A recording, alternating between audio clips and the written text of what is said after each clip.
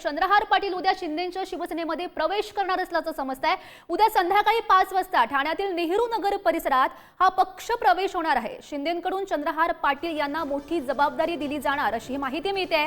आगामी स्थानिक स्वराज्य संस्थांच्या निवडणुकांसह राज्यपाल नियुक्त विधान परिषदेवरील आमदारकी संदर्भात सुद्धा यामध्ये चर्चा झाल्याची माहिती समोर येते। महत्त्वाचे अपडेट सध्या आपण बघू शकतोय।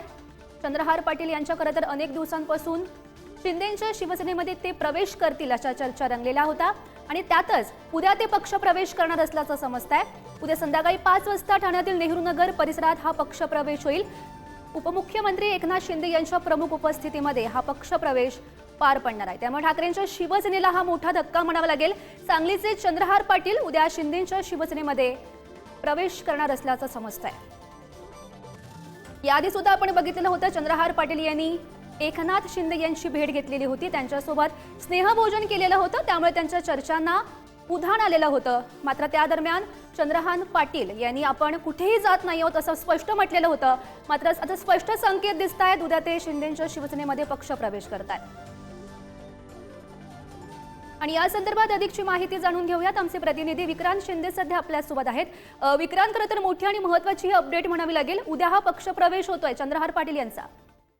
खरंय गौरी, तुम्ही म्हणताय त्याप्रमाणे सांगलीमध्ये ठाकरेंच्या शिवसेनेचं असलेलं एक मोठं नाव म्हणजे चंद्रहार पाटील आहेत। त्यांनी लोकसभा ठाकरेंच्या शिवसेनेकडून लढवलेली होती, महाविकास आघाडीचे ते अधिकृत उमेदवार होते। मात्र उद्याच्या पक्षप्रवेशाविषयी बोलायचं झालं तर शिंदेंकडची मोठी माणसं ही या पक्षप्रवेशासाठी उपस्थित असणार आहेत। स्वतः एकनाथ शिंदे, श्रीकांत शिंदे, मंत्री उदय सामंत, मंत्री प्रकाश आंबेडकर, मंत्री संजय शिरसाट, मोठ्या लोकांच्या मोठ्या नेत्यांच्या उपस्थितीमध्ये हा पक्षप्रवेश होणार आहे आणि त्यानंतर चंद्रहार पाटलांवर सुद्धा मोठी जबाबदारी दिली जाणार आहे अशा प्रकारची माहिती मिळते। खरं तर मिळालेल्या माहितीनुसार आगामी स्थानिक स्वराज्य संस्थांच्या निवडणुका असतील किंवा मग राज्यपाल नियुक्त आमदारांची जी यादी आहे त्या संदर्भात सुद्धा चर्चा झाल्याची माहिती जी आहे ती आजच्या क्षणाला मिळते।